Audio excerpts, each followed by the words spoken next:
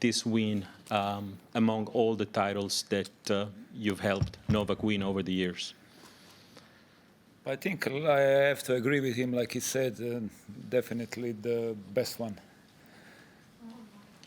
Not only because old, what happened last year and he came back, but last 3 weeks they were extremely hard, and I thought I saw everything in 2021 when he won here with the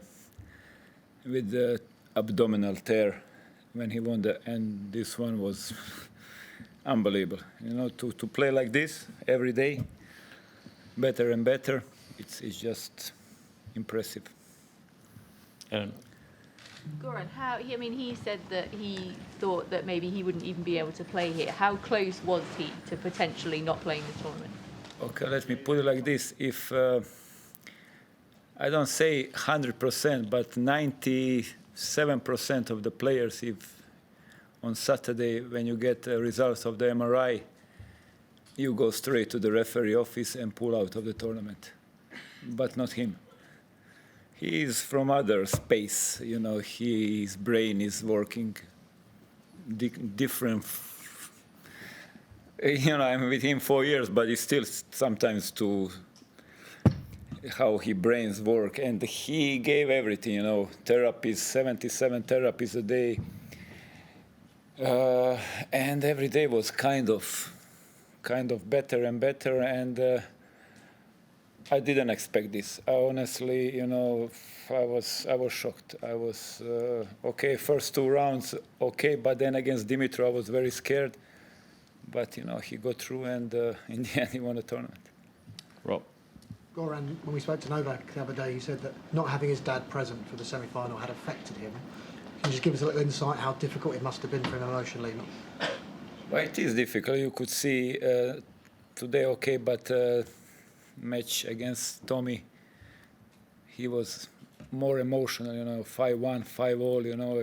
Novak doesn't do that, you know. When he leads 5-1, he wins 6-1, you know. He doesn't get back to 5-all. Doesn't matter who he plays. But, you know, things happen, and unfortunately, you know, he was able to win a tournament even with all this craziness around, and it's an unbelievable achievement. Catherine. Goran, congratulations. You've worked with Novak for a while now. You've seen a lot. You see him do some incredible things. Have you learned anything new about him during this tournament? You learn all the time. He's getting crazier and crazier. That's, I can say that, you know. It's a no end of the field of craziness. You know, a field is in a positive way. I mean, the guy is unbelievable. It's just, I don't know how to describe in the words, you know. I thought I saw everything, and then, you know, you see this. Probably I'm going to see something else. Unbelievable. It's really, I know that he's emotional on the court, you know. It doesn't matter, you know, he talks, but it's like I said before, how he won the tournament, how he played also today in the moments was good tennis, in the moments was bad tennis, but doesn't matter overall, you know. He won 10 Australian Open. Battle of Spain against Serbia, you know, it's like a handball match, you know, 22-22 for the moment. So now it's going to be interesting this year. Matt. Goran, he's always apologizing to you after these matches and saying how difficult he is to deal with. Is he really that difficult? And what is he referring to? Do you have any good stories? I mean, I can talk about that for 10 days. But, I was tennis player, you know. I was also a little bit crazy, you know. So I understand how he feels. I understand the emotions. This is final of Grand Slam, and I don't mind. If this is going to help him, we already talked about that so many times. I don't mind. I told him, you can tell me whatever you want, but you have to win. Otherwise, you know, you have a problem. As soon as he wins, it's okay. But, you know, he's okay. You know, last year was not easy. Nothing is easy. But, you know, he's the you know, same like if you are coach, football coach of Real Madrid, you know. And you need to have pressure, you know. If you don't win 1-2 games, you get fired, you know. So in his tennis life, you know, it's nice to be in the final, but in the end you need to win. Only Grand Slam counts, only record counts, so, you know. But it's a good challenge, and I'm already used to it, you know. I'm 4 years there in the team, and it's okay. I'm used to it.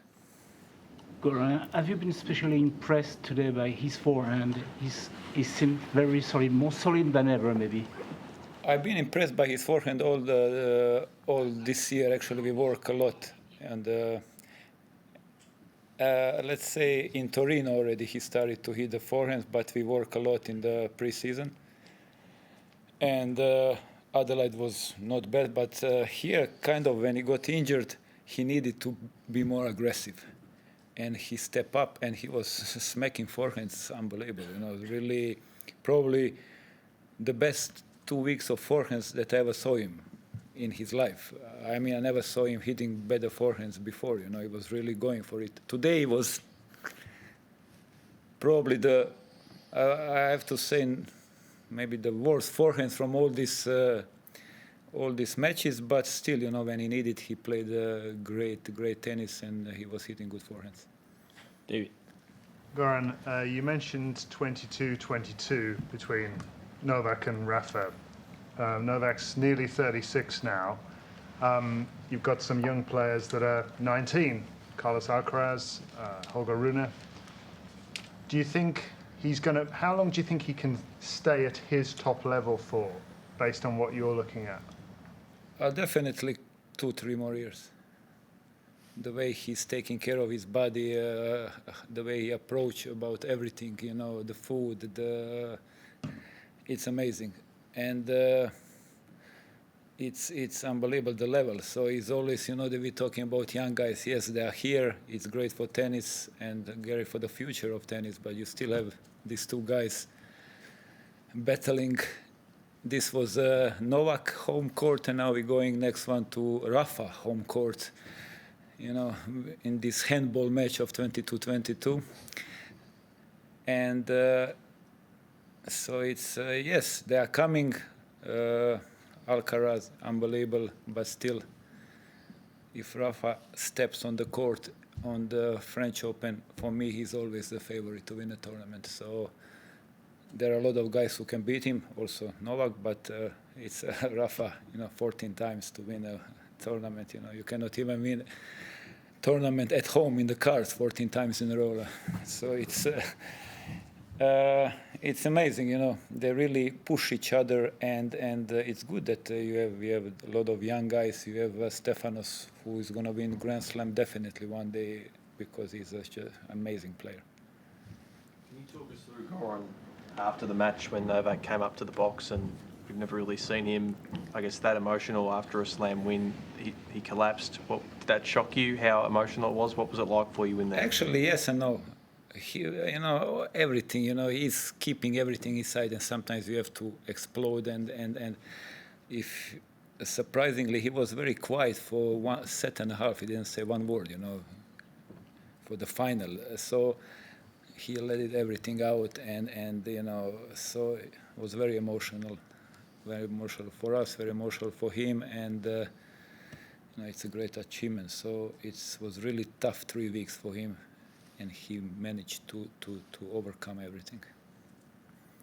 Last one in English. Yeah, Goran, you talked about the French Open there. I mean, how special would it be if Novak was able to get the 23rd there?